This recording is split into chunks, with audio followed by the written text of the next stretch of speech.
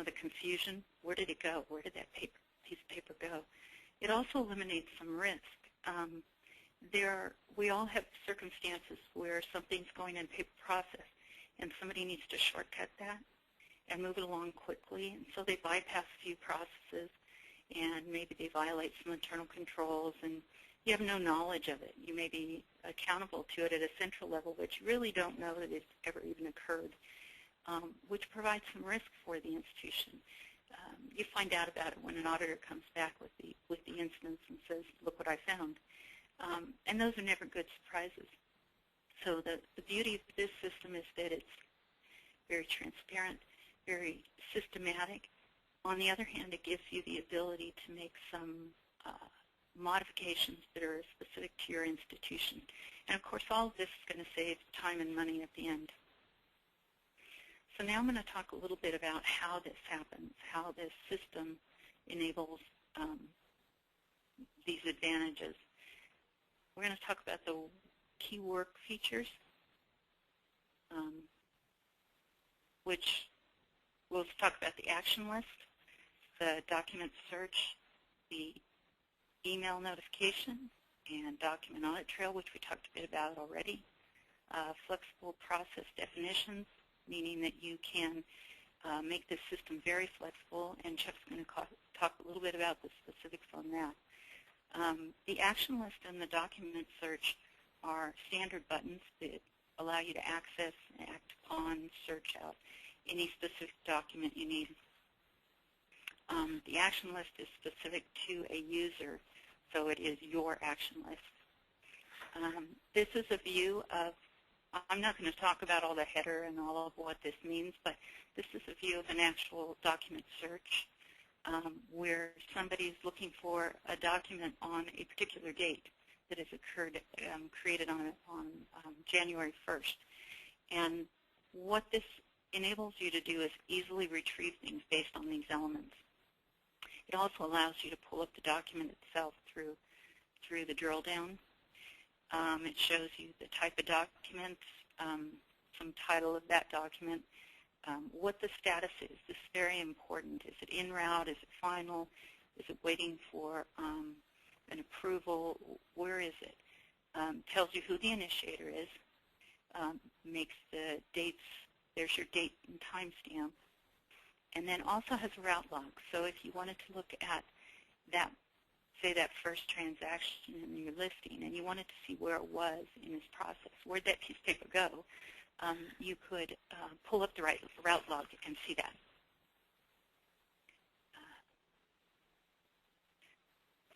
So basic user and group support. What this is speaking to is that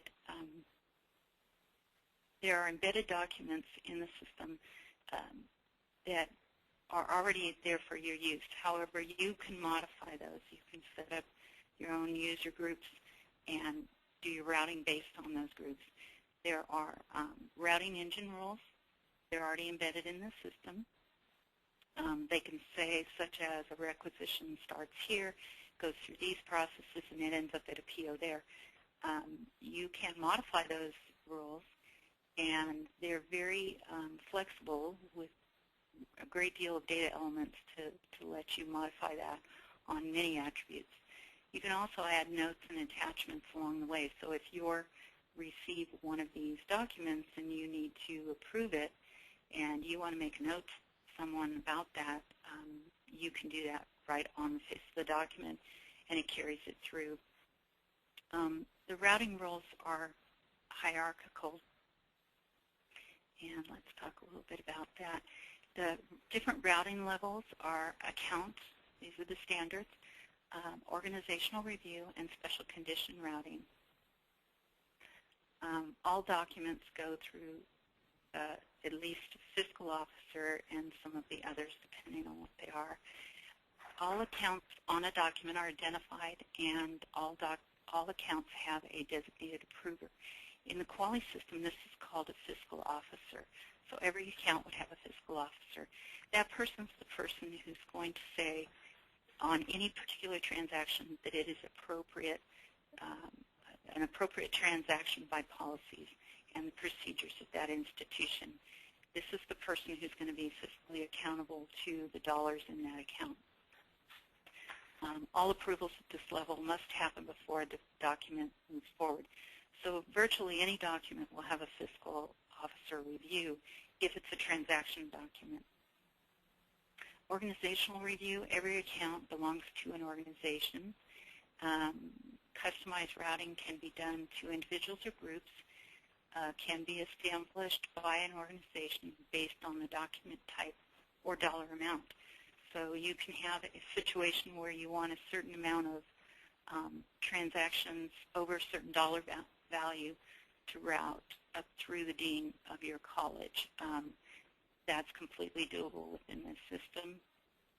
The routing can take advantage of the Chart of Accounts organizational hierarchy. So if the dean says, well, you know, I think it needs to be reviewed even at a higher level because maybe it's related to the mission of the institution, they can then route in that manner. And all approvals at this level must happen before the document moves forward. And that's pretty much standard with all approvals. Special condition routing. Now, this is a term for additional routing levels, and there are many attributes that may trigger something on a special condition. We talked a little bit already about dollar value. That could be considered a special condition routing.